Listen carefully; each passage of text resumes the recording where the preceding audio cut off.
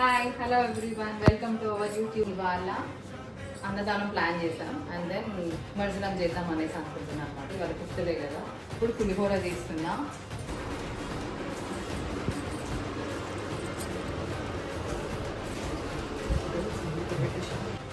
Curries తెచ్చాడు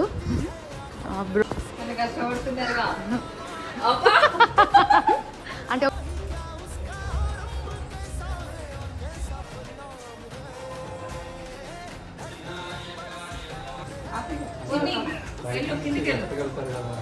మమ్మ కిందికి ఓకే కదా.